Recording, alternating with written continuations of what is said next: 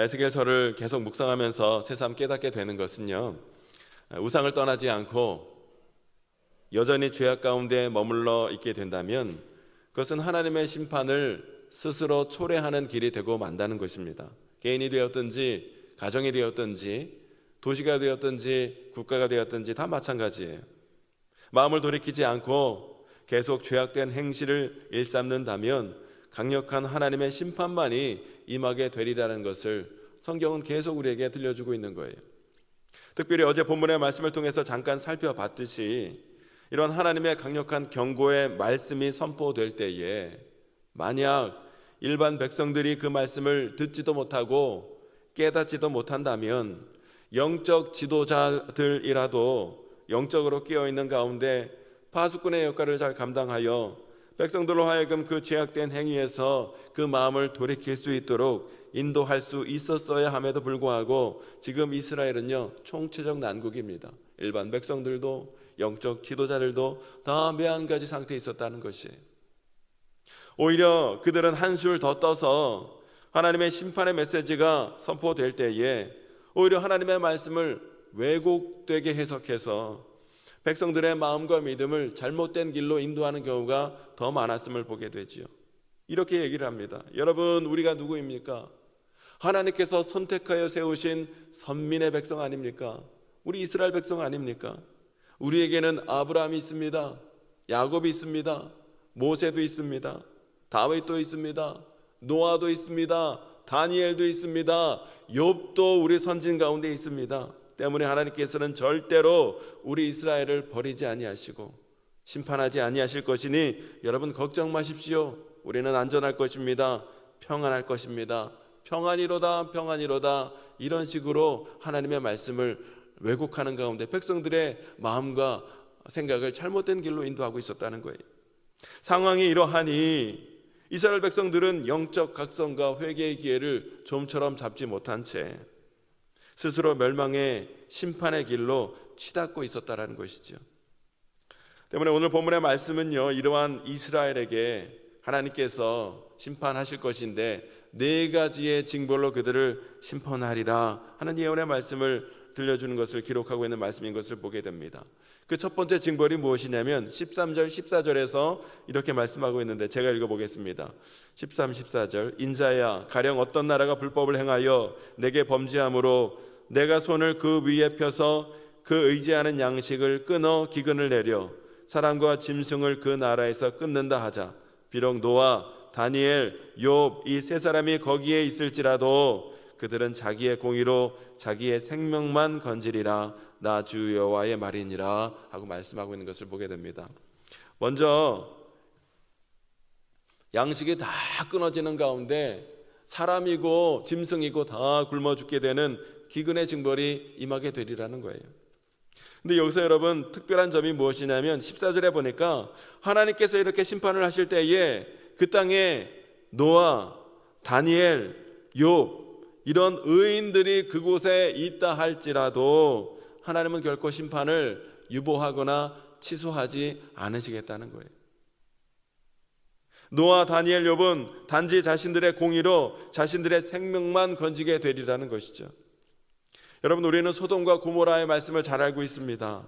소돔과 고모라 성의 죄악이 가득 찼을 때 하나님께서는 이제 유황불로 그 도시들을 심판하시리라, 멸망하시리라 작정하셨는데, 계획하셨는데, 그런데 만약 그 도시 가운데 의인이 10명이 있으면 그 심판을 유보하시겠노라 말씀하셨던 것을 우리는 잘 알고 있어요.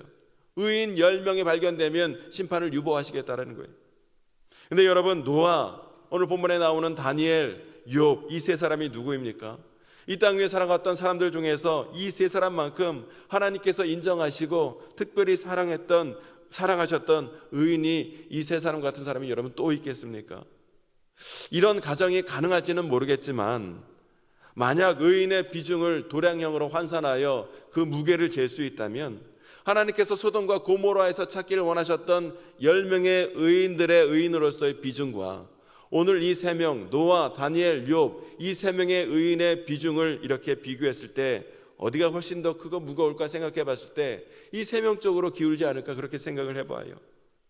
여러분, 이스라엘 역사 가운데 노아, 다니엘, 욥 이런 의인들이 여러분 또 어디 있었겠습니까? 그런데 그 세 명을 함께 지금 합쳐 놓았으니 그들의 의인으로서의 비중은요, 가히 소돔과 고모라에서 찾기 원하셨던 10명의 의인의 비중보다 훨씬 더 크고 중했을 것이 틀림없을 것이라는 거예요. 그런데 하나님께서 오늘 말씀하시기를 예루살렘의 노아, 다니엘, 욥 이 세 명의 의인이 거기 함께 있다 할지라도 예루살렘을 향한 심판과 징계를 거두지 않으시라는 거예요. 여러분, 이게 무슨 말씀입니까? 두 가지 의미가 있을 터인데, 첫 번째는요, 그만큼 지금 이스라엘 백성들의 우상 숭배와 죄악의 실상이 크고 심각함을 지적하고 있는 말씀이라는 거예요. 소돔과 고모라에 대한 심판은 만약 그곳에 의인 10명이 있다면 하나님께서는 그들을 봐서라도 얼마든지 이스라엘을 향한, 소돔과 고모라를 향한 심판과 징계를 유보할 의향이 있으셨지만 지금 이스라엘 백성들 가운데 행해지고 있는 이 우상 숭배와 그 크나큰 죄악의 실상은 아무리 그 땅에 의인이 많이 있다 한들, 아무리 이 세 명이 있다 한들, 아무리 그들이 간구한다 할지라도 아무런 소용이 없을 만큼 너무나 크고 심각한 죄악과 우상 숭배가 지금 이스라엘 땅 가운데서 행해지고 있다는 것을 고발하고 있는 말씀이라는 거예요. 두 번째로 이 세 명의 의인이 그곳에 있다 할지라도 심판을 거두지 아니라는 말씀의 뜻은, 여러분 이게 무슨 뜻이냐면 개인의 의로서는 결코 하나님 심판에 아무런 영향을 미치지 못하게 된다는 말씀이에요. 아무리 그가 의로운 삶을 살았다 할지라도, 아무리 의롭고 선한 일을 많이 했다 할지라도 개인의 그 의로움으로서는 자기 자신의 생명만 살릴 수 있을 뿐이지 다른 사람들에 대해서 이스라엘 향한 심판도 결코 멈추게 할 수 없고 변개할 수 없으리라는 거예요. 자기 자녀들도 자신의 의로서 자기 자녀들을 결코 구원하지 못하리라는 것이죠.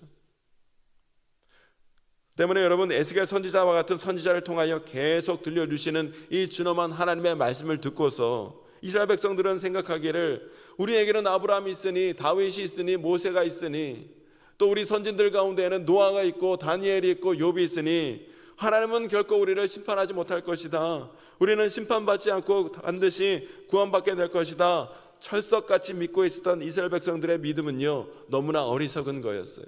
너무나 허황된 꿈이 아닐 수 없었다는 것이, 개인의 의로서는 단지 자기 자신만 구원할 수 있으리라는 거예요.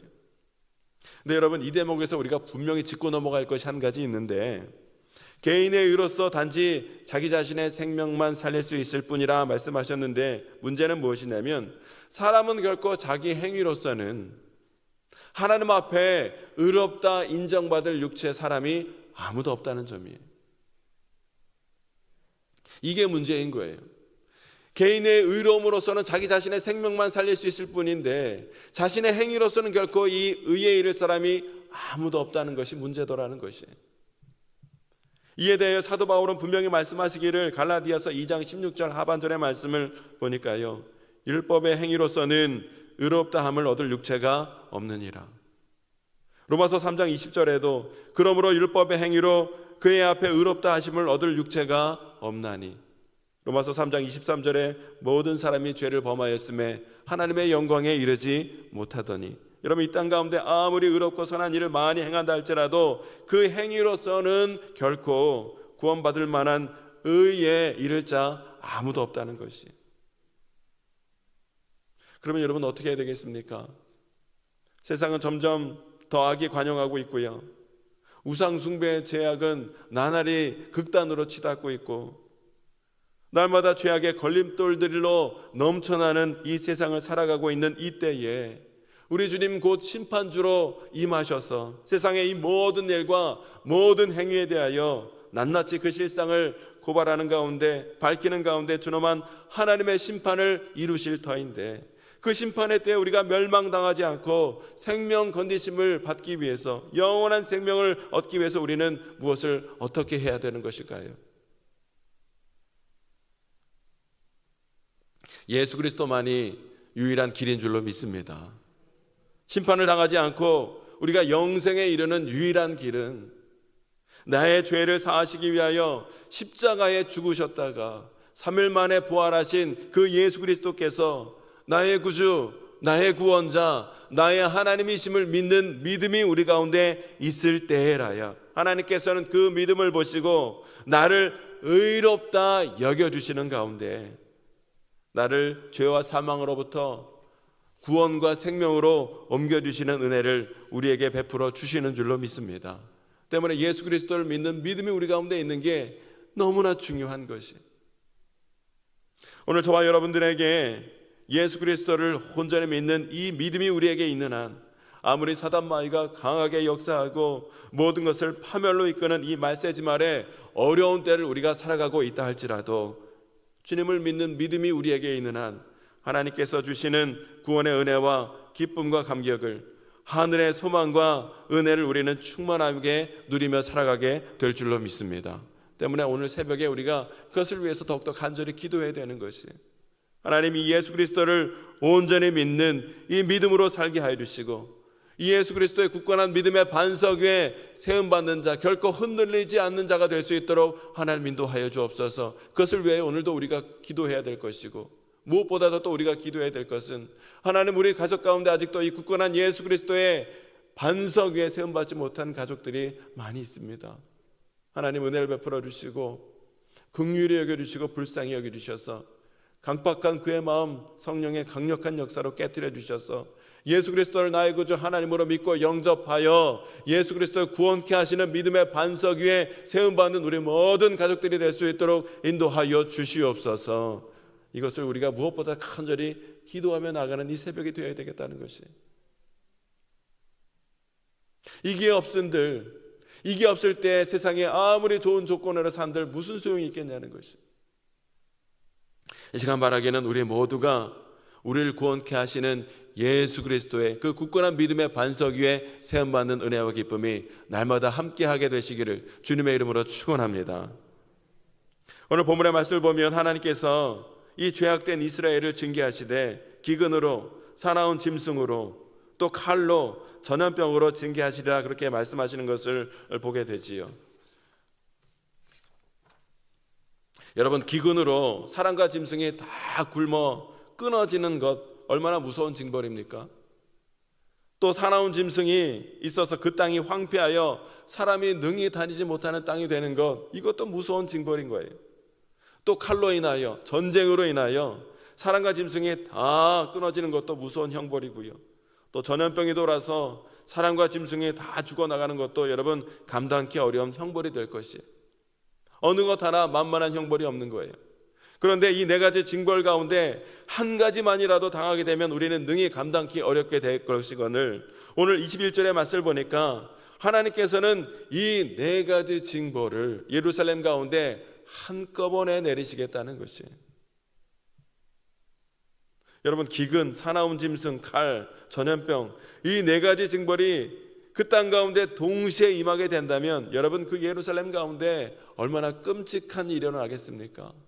얼마나 큰 고통이 임하겠어요. 아비규환의 현장일 것이 분명하다는 것이. 때문에 사람들은 이 대목을 읽으면서 하나님이 꼭 이렇게까지 하셔야 되나?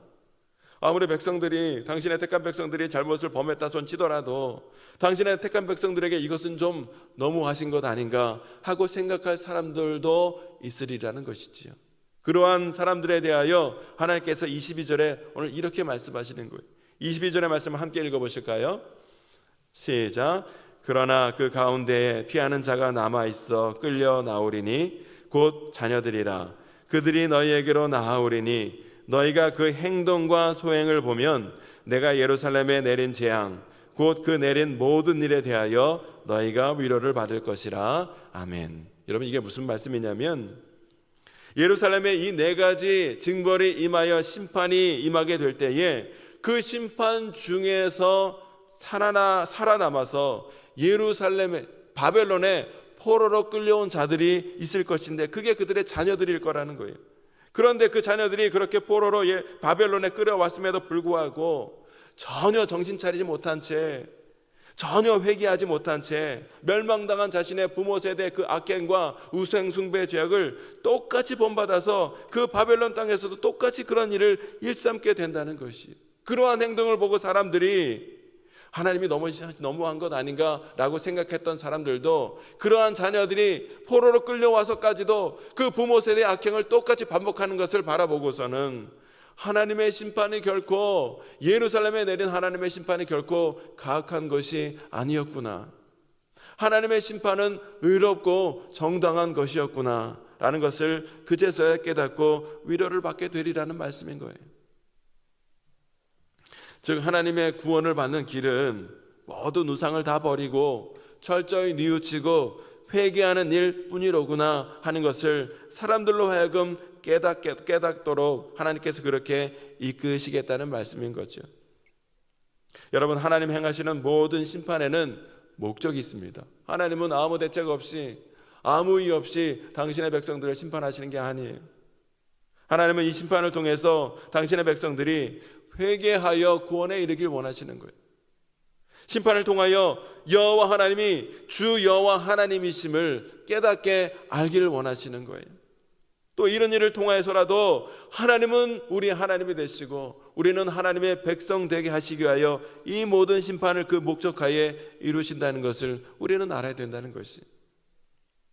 때문에 여러분, 혹여나 지금 내가 이해할 수 없는 고난, 고통, 아픔, 시련, 시험 가운데 혹 있는 분들이 있다면 그 당한 때에 왜 하나님은 까닭없이 이런 일을 나에게 주시는가 원망하고 불평만 하고 있을 것이 아니라 성령 하나님의 은혜와 도우심으로 말미암아 내 안에 있는 우상이 무엇인지, 그 일들 통하여 내 가운데 놓여있는 죄악의 걸림돌들이 무엇이 있는지를 깨닫는 가운데 그 모든 우상과 죄악으로부터 돌이키고 뉘우치고 회개하며 나가는 역사가 먼저 있어야 될 줄로 믿습니다.